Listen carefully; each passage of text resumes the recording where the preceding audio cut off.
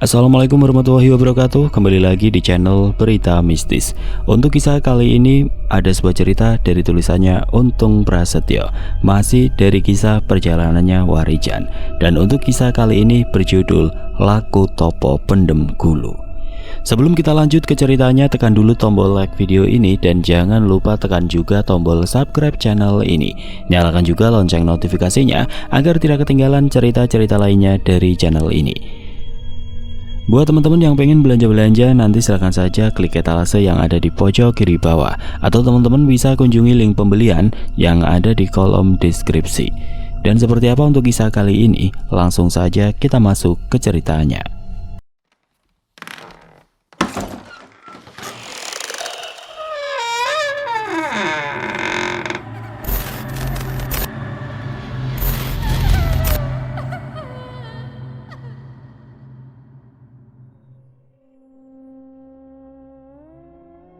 Kisah berawal dari ketidaktahuan Warijan tentang sosok-sosok makhluk gaib yang dalam beberapa waktu belakangan itu ditemuinya. Sosok-sosok makhluk astral dalam wujud manusia biasa itu sangat sulit sekali dibedakannya kala itu. Dan bahkan Warijan pun sering terperdaya oleh makhluk-makhluk yang berasal dari alam gaib tersebut. Penglihatan matanya tidak seperti dulu lagi, pendengarannya pun lebih tajam dari sebelumnya, dan terkadang dia tidak sadar jika dia sedang bersama sosok-sosok makhluk tidak kasat mata yang berwujud manusia seperti dirinya. Hal itu pun membuat Warijan merasa tidak tenang dan mulai tertekan. Selain mulai mengalami hal-hal di luar nalar, Warijan pun mulai disebut kurang waras oleh orang-orang di dusun tempat tinggalnya. Kejadian pertama yang membuat Warijan mulai sulit untuk membedakan antara manusia dengan makhluk tidak kasat mata adalah ketika dia didatangi oleh makhluk gaib yang menjelma menjadi seseorang yang bernama Mbah Suto. Kala itu Mbah Suto meminta tolong kepada Warijan untuk dibuatkan kandang ternak di rumahnya. Padahal menurut kedua orang tua Warijan dan juga Pak De Samto, Mbah Suto adalah sesepuh dusun yang sudah sangat lama meninggal dunia. Sore itu sepulangnya Warijan dari ladang milik orang tuanya, Warijan ditemui oleh Mbah Suto. Sosok orang tua dengan kumis panjang yang telah memutih itu mengajak Warijan ke rumahnya untuk membantunya menangkap ayam-ayam peliharaannya. Karena hari sudah sangat sore, Warijan pun langsung mengikuti sosok Mbah Suto pergi ke tempat tinggalnya karena pada umumnya ayam-ayam yang biasa dipelihara warga dusun akan hilang jika tidak segera dimasukkan ke dalam kandang mereka. Tanpa sedikit pun rasa curiga, Warijan pun mengikuti langkah Mbah Suto yang hanya dalam waktu sekejap. Dia merasa sudah berada di lingkungan yang berbeda. Sebuah dusun yang lebih terbelakang dari dusun tempat tinggal Warijan pun awalnya membuat Warijan merasa sangat heran. Di sebuah dusun yang menjadi tempat tinggal Mbah Suto itu, hampir seluruh rumahnya masih beratapkan jerami dan dinding yang terbuat dari anyaman bambu. Tapi yang membuat Warijan tidak merasa berpindah alam adalah suasana di tempat itu sama seperti di tempat Warijan berada sebelumnya. Sore menjelang malam seolah matahari sudah berada di tepian bumi kala itu. Sesampainya Warijan di rumah Mbah Suto, dia langsung disambut oleh istri dari Mbah Suto yang bernama Mbah Tumi dan juga cucunya yang bernama Rusmini. Gadis cantik dengan rambut panjang terurai itu tampak tersenyum ke arah Warijan yang membuat hati Warijan bergetar saat itu. "Iki lho le omahku. Iku Mbah Tum lan iki Rusmini," ujar Mbah Suto memperkenalkan keduanya. "Lah, ayam sampean mana, Mbah?" tanya Warijan yang tampak salah tingkah setelah tatapan matanya beradu pandang dengan Rusmini. "Ada di belakang rumah, nanti saja le. Sekarang kita ngeteh dulu saja. Itu Rusmini sudah membuatkan wedang teh dan jagung rebus," balas Mbah Suto sambil menunjuk hidangan yang sudah tersaji di serambi rumahnya. Tanpa sedikit pun rasa curiga dan ragu, Warijan pun langsung menikmati hidangan yang telah tersedia dan terus berbincang penuh keakraban dengan Mbah Suto, Mbah Sumi dan juga Rusmini. Setelah menyadari jika dirinya sudah menghabiskan beberapa gelas wedang teh dan juga jagung rebus yang disajikan itu, Warijan pun lalu mengajak Mbah Suto untuk menangkap ayam-ayam miliknya. Tapi Mbah Suto malah meminta Warijan untuk membuatkan kandang ayam agar mereka tidak lagi direpotkan dengan hewan-hewan peliharaan mereka. Merasa tidak keberatan dengan permintaan Mbah Suto, Warijan pun memenuhinya dan membuatkan kandang ayam serta pagar bambu di belakang rumah Mbah Suto. Tanpa sedikit pun menyadari keanehan-keanehan yang ada, Warijan pun terus bekerja hingga semua yang diinginkan Mbah Suto pun selesai dikerjakan oleh Warijan. Setelah semua yang diminta oleh Mbah Suto selesai dikerjakannya, Warijan pun langsung berpamitan pulang. Walau sempat menahan Warijan untuk tidak segera pulang, tapi akhirnya baik Mbah Suto maupun Mbah Tumi serta Rusmini akhirnya mengantarkan Warijan hingga sampai ke pelataran rumahnya. Hal yang belum diketahui Warijan kala itu adalah sosok Mbah Suto dapat menembus ruang dan waktu sehingga dia bisa keluar dan masuk dari alam gaib menuju ke alam nyata hanya dalam waktu singkat. Kemampuan itu tidak banyak dimiliki oleh makhluk-makhluk sebangsa jin, karena hal itu hanya dapat dilakukan oleh makhluk gaib dengan kesaktian yang tinggi. Sesampainya Warijan di pelataran rumahnya, keadaan pun tidak berubah. Semua masih tampak sama seperti ketika dia pergi bersama Mbah Suto. Padahal tanpa sepengetahuan Warijan sendiri, dirinya sudah pergi meninggalkan rumahnya selama 3 hari lamanya. Walah Jan, kamu itu dari mana saja? Bapak dan Ibu bingung mencari kamu, sampai-sampai Bapak bertanya kepada Pak Desamino, ujar Pak Gino, ayah dari Warijan. Aku ke rumah Mbah Suto, Pak. Hanya sebentar kok, jawab Warijan dengan wajahnya yang terlihat lelah kala itu. Sebentar bagaimana toh Jan? Kamu itu sudah pergi selama 3 hari, balas Pak Gino yang membuat Warijan tersenyum mendengarnya. Bapak ini kalau bercanda kejauhan, orang saya baru pergi sekitar 1 jam kok, balas Warijan sambil tersenyum. Ya wes Pak, aku ngantuk, aku mau tidur dulu. Ibu Warijan yang langsung masuk ke dalam rumahnya dan merebahkan dirinya di sebuah dipan bambu yang ada di ruang tamu rumahnya. Tanpa menggubris rasa khawatir dari kedua orang tuanya, Warijan pun langsung tertidur dengan pulasnya di dipan bambu, tempat biasa dia menghabiskan waktunya di kala senja. Sementara itu, walaupun masih merasa sangat khawatir dengan keadaan Warijan, Pak Gino dan istrinya mulai merasa tenang dengan kembalinya anak sulung dari 3 bersaudara itu. Keesokan harinya, Pak Gino yang sudah berkali-kali membangunkan Warijan tapi tidak juga kunjung bangun itu, membiarkan anak pertamanya itu tertidur dan meninggalkan Warijan ke ladang. Tapi setelah mereka kembali dari ladang di sore harinya, Pak Gino dan istrinya serta kedua adik dari Warijan dibuat terkejut dengan apa yang dilakukan Warijan sore itu. Semua pintu yang ada di rumah Pak Gino terlihat terbuka, dan di atas meja yang berada di dalam ruang tamu rumahnya terlihat banyak sekali gelas kosong dan beberapa teko yang biasa dipakai Pak Gino untuk membuat teh setiap harinya. Warijan yang masih dalam posisi tertidur itu terlihat seperti kedatangan tamu yang begitu banyak. Merasa agak kesal dengan apa yang didapati di rumahnya, Pak Gino pun langsung membangunkan Warijan dengan paksa, hingga pemuda yang pernah belajar ilmu-ilmu kejawen dengan Sudiro itu terbangun dengan wajahnya yang terlihat sangat lelah. "Ono apa toh Pak? Aku baru saja tidur loh," ujar Warijan yang merasa sedikit kesal dengan orang tuanya. "Kamu habis terima banyak tamu, Jan. Itu gelas, piring, dan teko berantakan di meja seperti orang habis pesta saja kamu ini," balas Pak Gino sambil menunjuk gelas dan piring kosong yang ada di meja ruang tamunya. "Oh itu toh, tadi teman-temanku datang Pak. Rusmini datang membawa teman-teman perempuannya serta banyak juga teman-teman lelakinya," balas Warijan yang kembali membaringkan tubuhnya. "Teman dari mana Jan? Kamu ini kalau bicara yang jelas. Masa temanmu kamu suguhi gelas dan piring kosong?" tanya Pak Gino sambil terus memperhatikan keanehan yang ada. "Tadi Rusmini datang membawa banyak makanan. Dia juga kok yang membuat teh di dapur," balas Warijan dengan santainya. "Walah, aku udah ngerti apa yang kamu maksud itu Jan. Sekarang lebih baik kamu mandi dan jangan tidur lagi. Ini sudah masuk waktu surup," balas Pak Gino dengan nada suara meninggi. Sudah beberapa hari belakangan ini Warijan hanya berdiam diri di rumah dan enggan membantu kedua orang tuanya di ladang. Padahal saat itu musim tanam telah tiba yang mengharuskan semua orang yang memiliki ladang harus menanami ladang mereka dengan kacang dan jagung sebelum musim hujan benar-benar datang. Tapi Warijan yang terlihat enggan membantu kedua orang tuanya itu memilih tidur di balai bambu tempat biasa dia berbaring daripada membantu orang tuanya bercocok tanam. Kabar miring tentang kelakuan aneh yang mulai diperlihatkan Warijan pun menyebar dari mulut ke mulut.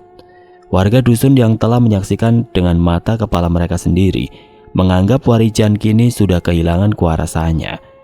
Hal itu disebabkan dengan kegiatan yang dilakukannya selama lebih dari 1 minggu belakangan ini. Warijan yang hanya seorang diri di rumahnya terlihat sedang berbincang hangat dengan seseorang. Gelak tawa Warijan pun terdengar dari rumahnya yang sangat sepi di siang hari itu.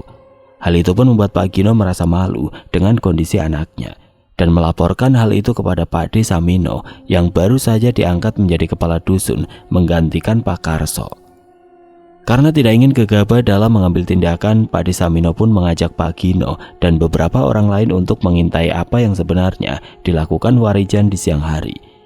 Ketika kedua orang tuanya dan juga kedua adiknya pergi ke ladang, tidak lama setelah Pak Gino dan istrinya serta kedua anaknya pergi meninggalkan Warijan sendiri di rumahnya, tiba-tiba saja Warijan keluar dari dalam rumahnya dan membuka pintu rumahnya lebar-lebar, seolah seperti sedang menerima seorang tamu. Warijan pun terlihat berbicara sendiri sambil terus tersenyum, dan tidak lama kemudian Warijan kembali membuka semua pintu dan jendela rumahnya sambil mempersilahkan seseorang untuk masuk ke dalam rumahnya. Karena merasa semakin penasaran dengan apa yang dilakukan oleh Warijan, Pak De Samino pun mengajak Pak Gino mendekat agar lebih jelas lagi mengetahui apa yang sedang dilakukan Warijan yang sebenarnya. Selain terdengar suara tawa dari Warijan yang seolah sedang bersenda gurau, Pak De Samino dan Pak Gino serta beberapa orang lainnya mendengar suara seperti nyamuk yang berdenging di telinga, tapi terdengar cukup kencang. Suara-suara aneh itu menyertai suara Warijan yang terdengar menceritakan tentang pengalaman-pengalaman hidupnya yang sudah pernah dilewatinya. Merasa ada yang tidak beres dengan diri Warijan, Pak De Samino pun langsung berjalan dengan tenang ke arah pintu depan rumah Pak Gino dan diikuti juga oleh sang pemilik rumah dan beberapa warga dusun sekitar. Tanpa basa-basi lagi, Pak De Samino pun langsung mengucapkan salam setelah beliau berdiri tepat di depan pintu rumah tersebut. Tapi anehnya, di dalam rumah itu tidak ada siapapun selain Warijan yang merasa kebingungan dengan semua yang sedang terjadi kepadanya. "Kamu sedang apa, Le?" tanya Pak De Samino dengan wajah tegasnya. "Anu Pak De, ini saya sedang Pak De," balas Warijan yang merasa sangat terkejut dengan kenyataan yang terjadi. "Siapa yang bertamu ke rumah ini, Le?" tanya Pak De Samino dengan sangat tegas. Pak De, teman-teman baru saya dari desa Kauripan," jawab Warijan yang masih terlihat kebingungan.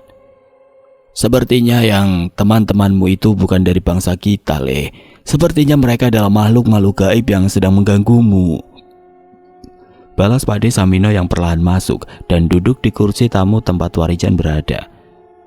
"Malam ini juga kita ke rumah gurumu. Mungkin dia tahu apa yang sedang kau alami saat ini, Le," imbu Pak De Samino yang membuat Warijan hanya menganggukkan kepalanya. Setelah menceritakan siapakah sosok-sosok yang mendatanginya dalam beberapa hari terakhir itu, Warijan pun langsung diajak berangkat ke rumah Sudiro hari itu juga. Selain merasa khawatir jika kondisi kejiwaan Warijan semakin terganggu, Pak De Samino juga tidak ingin orang-orang semakin menganggapnya gila karena mempelajari ilmu-ilmu kebatinan.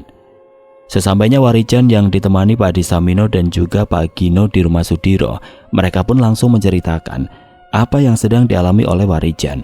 Sudiro yang sudah mengetahui jika muridnya itu sudah memiliki mata batin yang terbuka sempurna, mengatakan jika hal itu sangatlah wajar.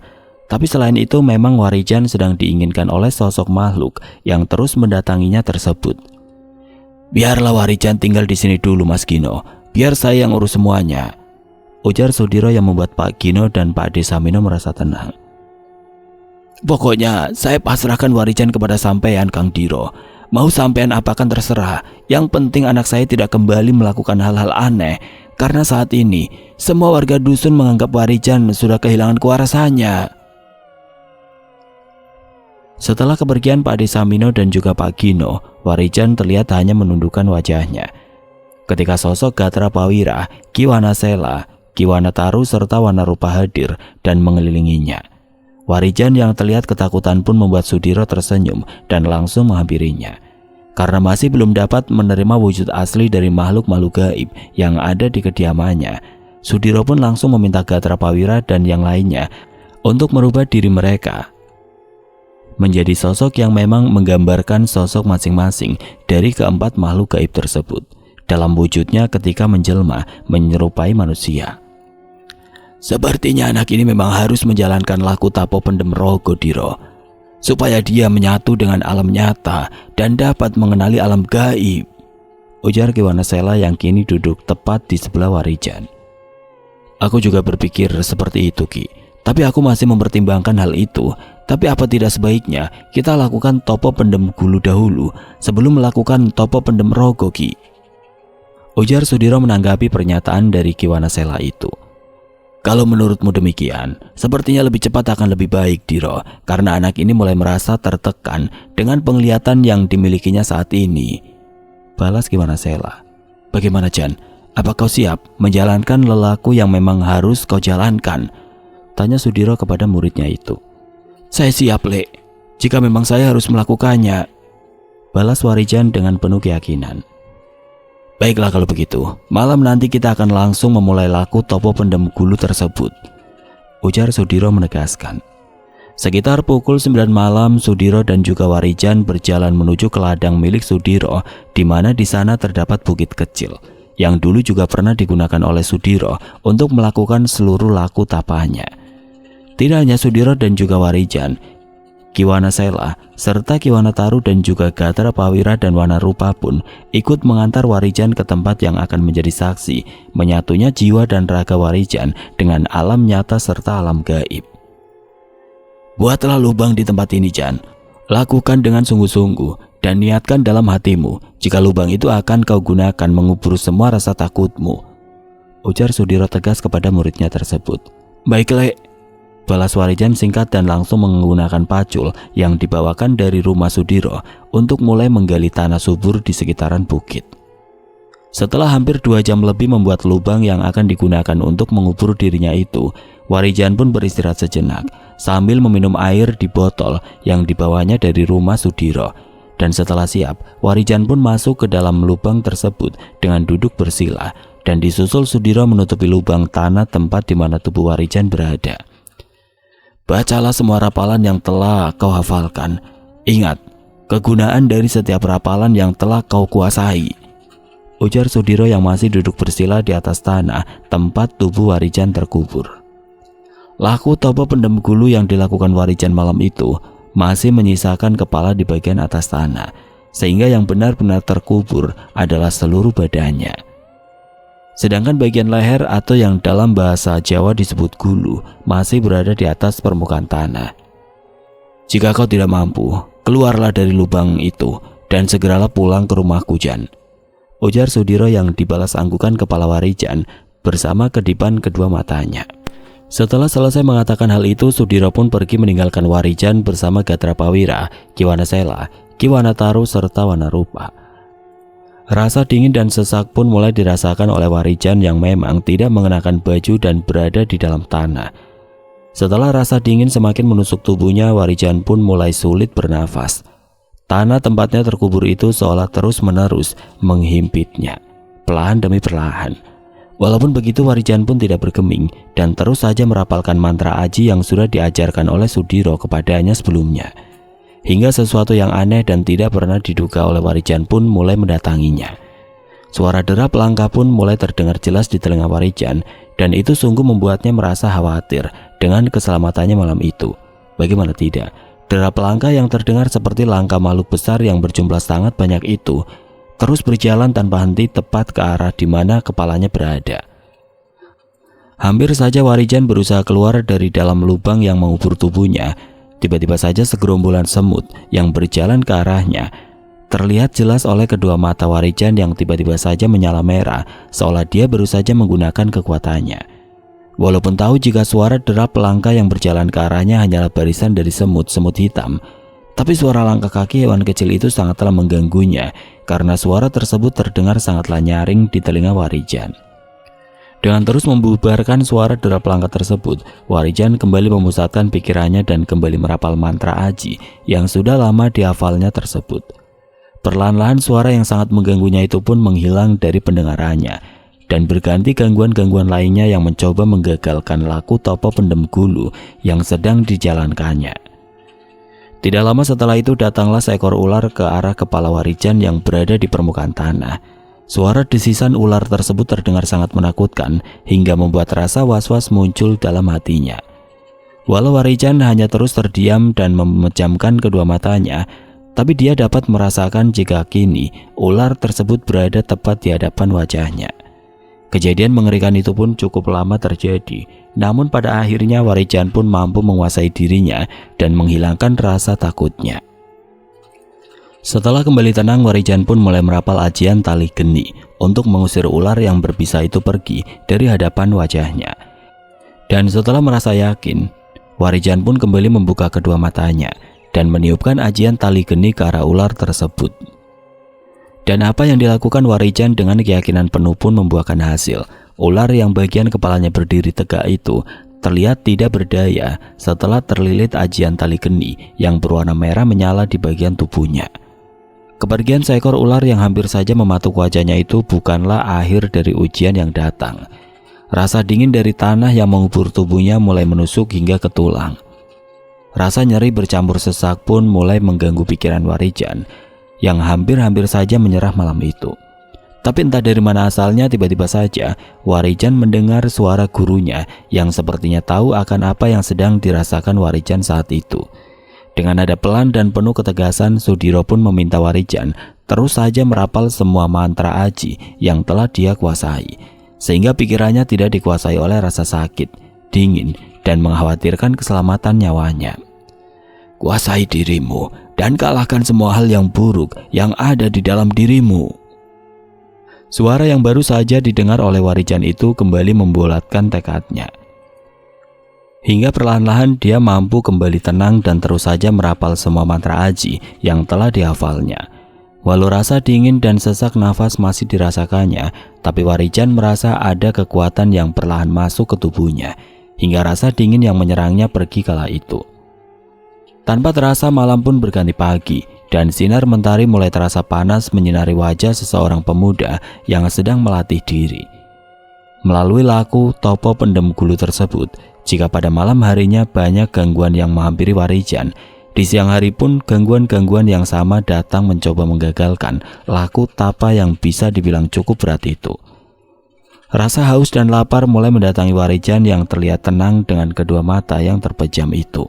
Dan ketika matahari semakin meninggi, rasa haus karena teriknya sinar matahari pun membuat tenggorokan Warijan terasa sangat kering sekali. Perlahan-lahan tubuhnya melemah dan rasa dingin pun kembali menghampirinya yang bercampur dengan rasa sakit di sekujur tubuhnya. Tapi karena sudah lebih dari separuh waktu dia lalui, akhirnya Warijan pun kembali berusaha menenangkan diri dan melupakan semua rasa sakit yang dirasakannya kala itu. Walaupun tubuh mudanya sangat mendukung laku topo pendem gulu yang dijalaninya, tapi Warijan belum memiliki pengalaman dalam menghadapi semua yang dialaminya. Hingga akhirnya kesadarannya menuntun pemikiran untuk menggunakan ajian-ajian yang telah dikuasainya untuk menghilangkan rasa dingin dan rasa sakit di sekujur tubuhnya. Setelah menyadari hal itu, Warijan pun langsung merapalkan ajian Sapta Geni yang ternyata sudah dikuasainya tanpa disadari oleh Warijan sendiri. Ajian Sapta Geni yang menghasilkan panas luar biasa itu mulai diarahkan ke bagian tubuhnya melalui pikirannya. Dan disitulah Warijan baru menyadari akan kemampuan yang kini telah dimilikinya. Ajian Sapta Geni pun digunakan Warijan untuk menghangatkan tubuhnya yang berada di dalam lubang dan tertutup tanah. Hingga perlahan-lahan rasa sakit dan dingin yang luar biasa itu pun mulai menghilang dari tubuhnya. Tapi masalah lain pun datang menghampiri Warijan yang baru saja merasakan ketenangan dalam laku tapa pendem gulu tersebut. Cuaca cerah dengan sinar matahari yang terasa membakar kulit wajahnya pun seketika berubah dengan sangat cepat. Mendung hitam yang datang tanpa permisi mulai menutup sinar matahari yang sempat dikeluhkan oleh Warijan sebelumnya. Hembusan angin pun terasa sangat kencang menerpa wajahnya, disusul suara gemuruh dan suara petir yang mulai saling bersahutan. Hujan deras pun tidak dapat dihindarinya. Tanah yang mengubur tubuh Warijan pun terasa mulai bergerak dan terasa semakin menghimpit tubuhnya.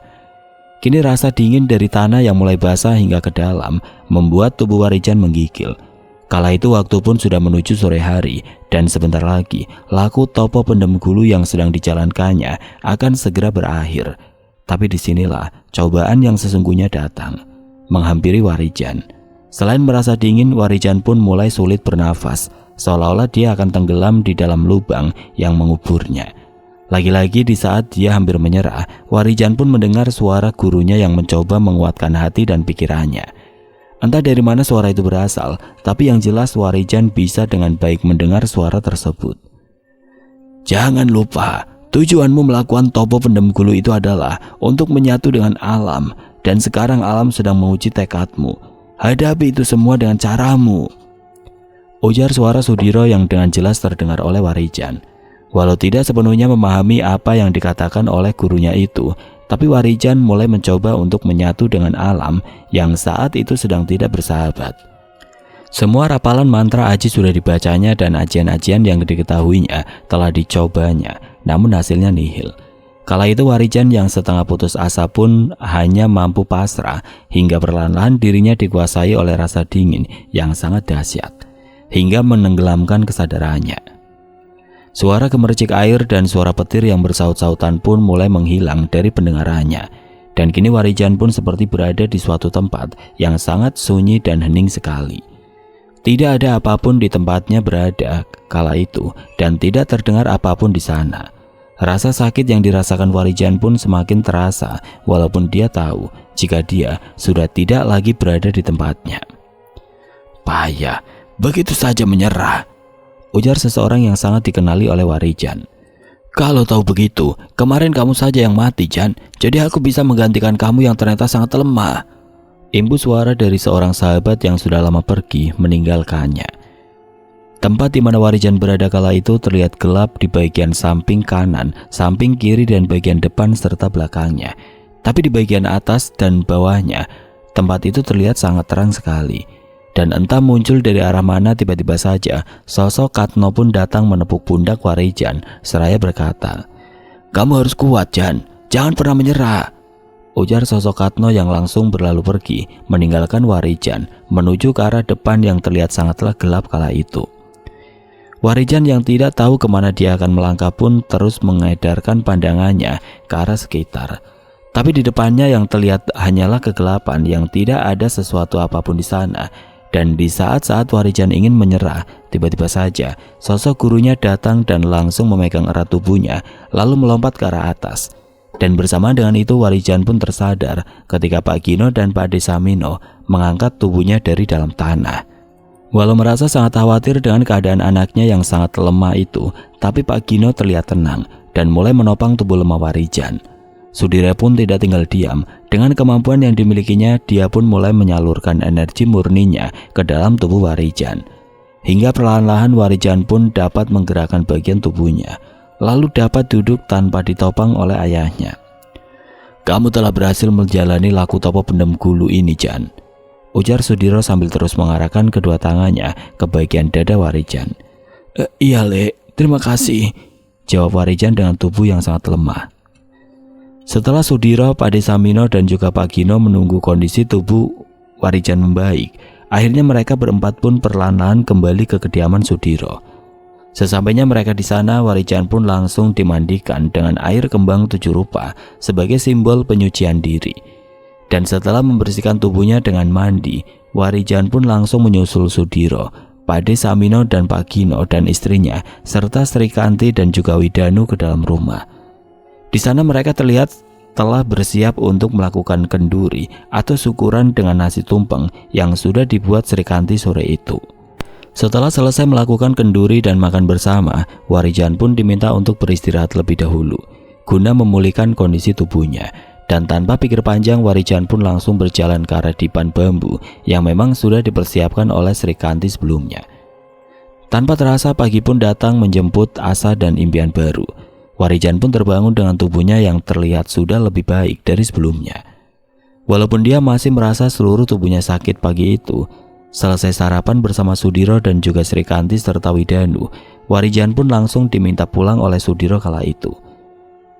Dia ingin agar Warijan menyelesaikan apa yang sebelumnya telah dialami olehnya, hingga membuat seluruh warga dusun menganggapnya gila. "Pulanglah, Jan, dan temuilah teman-teman barumu yang masih saja terus mencarimu. Setelah itu kembalikan mereka ke alam mereka dan tutup rapat gerbang gaib yang secara tidak sengaja telah kau buka waktu itu," ujar Sudiro yang sempat membuat Warijan terkejut. Dan setelah semua urusanmu selesai, kembalilah ke sini untuk melakukan topo pendem rogo, untuk melengkapi semua yang telah kau jalani dan kau pelajari itu." Imbu Sudiro menjelaskan. "Baik Pak Lek, kalau begitu saya pamit dulu," balas Warijan yang enggan bertanya lagi tentang apa yang dimaksud oleh gurunya tersebut. Di sepanjang perjalanan pulangnya, ingatan Warijan pun kembali kepada sosok Rusmini yang waktu itu terus saja mendatanginya bersama beberapa teman-temannya. Warijan pun masih ingat dengan jelas. Mereka saling bercanda bersenda gurau satu sama lain sambil menikmati hidangan yang dibawa oleh Rusmini. Tidak terasa langkah demi langkah membawa Warijan memasuki dusun Karangombo yang menjadi dusun kelahirannya dan juga tempat tinggalnya. Beberapa pasang mata pun mulai memandang penuh tanda tanya ke arah Warijan. Mungkin orang-orang di dusun benar-benar menganggap jika dirinya memang sudah tidak waras lagi. Merasa jika dirinya kini menjadi pusat perhatian, Warijan pun malah membuat orang-orang yang terus memperhatikannya itu menjadi takut. Layaknya orang yang benar-benar kehilangan kewarasannya, Warijan pun mulai bersikap aneh dan mulai berlari menghampiri para tetangga di dusunnya itu dengan maksud menakut-nakuti mereka. Hal itu pun sontak membuat orang-orang yang dihampiri Warijan merasa takut dan langsung berlari ke dalam rumah mereka masing-masing, lalu menutup pintu rumah mereka rapat-rapat. Sesampainya di rumah Warijan pun disambut bangga oleh bapak dan ibunya. Bagaimana tidak, kedua orang tuanya itu tidak menyangka jika Warijan mampu menjalani laku tirakat yang tergolong sangat berat itu.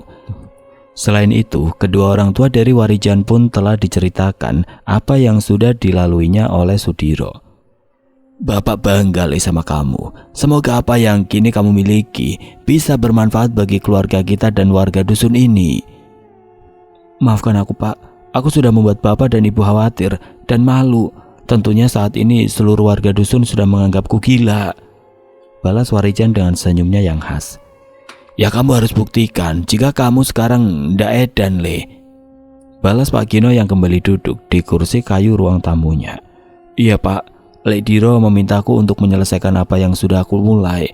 Dan ternyata tanpa sadar aku telah membuka gerbang gaib di mana teman-temanku itu bisa setiap hari ke rumah ini," balas Warijan dengan wajah serius.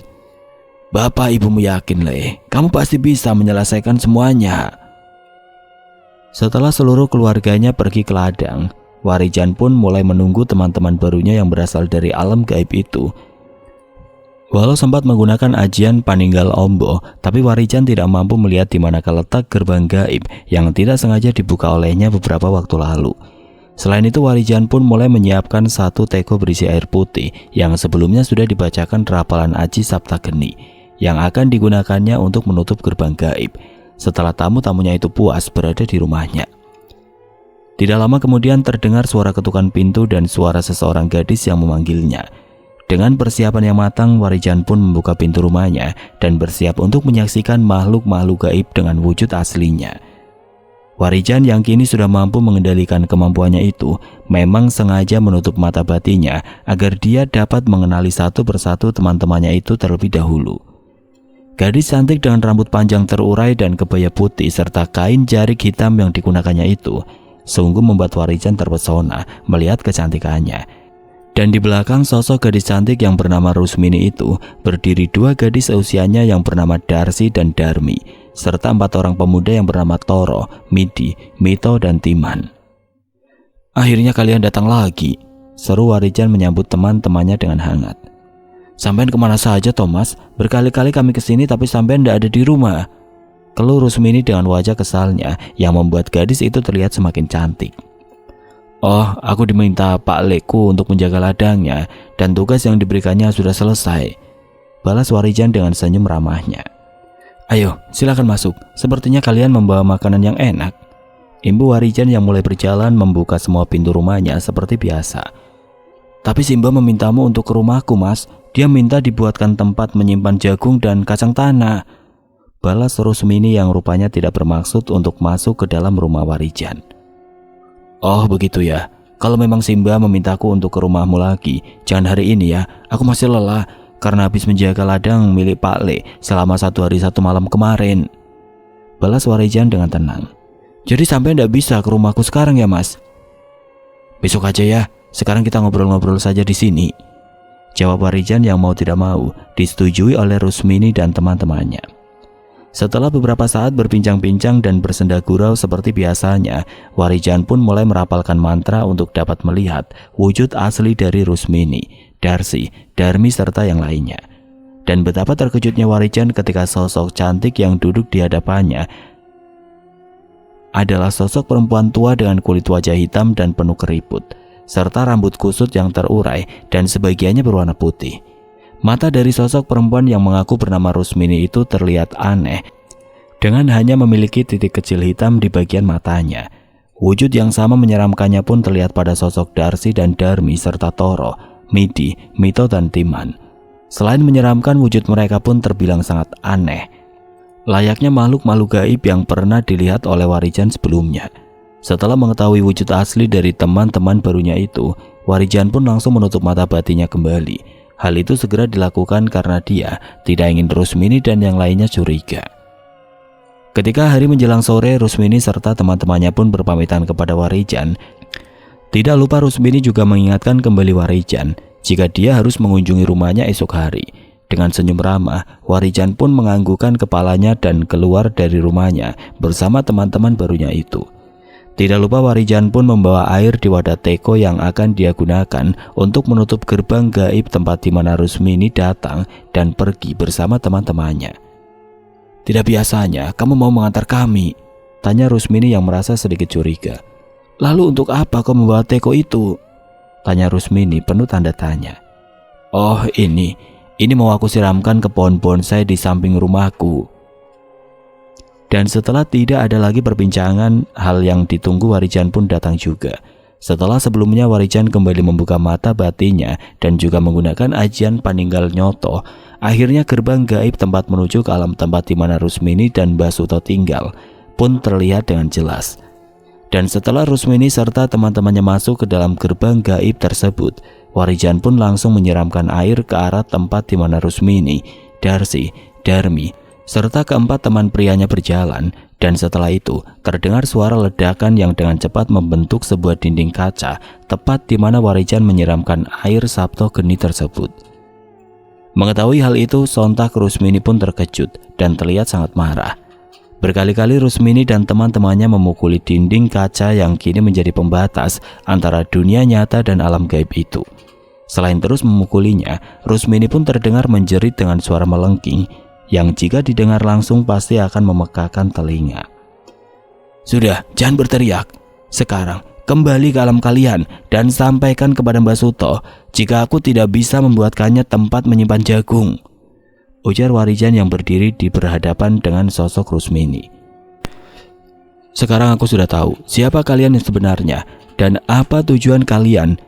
Kita berbeda alam dan jangan pernah berharap untuk dapat memiliki diriku," ujar Warijan yang membuat sosok Rusmini semakin terlihat murka.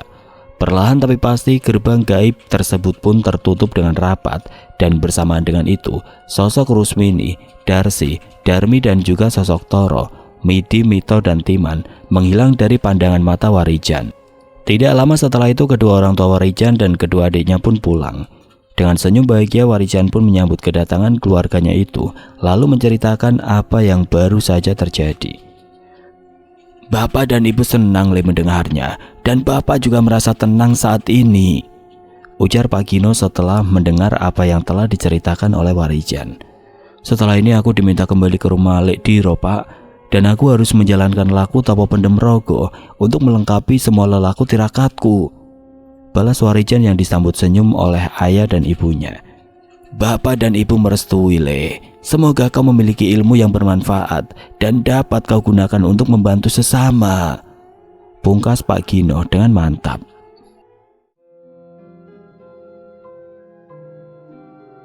Oke teman-teman, sekian untuk kisah kali ini. Bagaimana menurut kalian tentang kisah ini? Tulis komentar kalian di kolom komentar. Dan buat teman-teman yang baru bergabung, jangan lupa untuk like, komen, share, serta subscribe channel ini.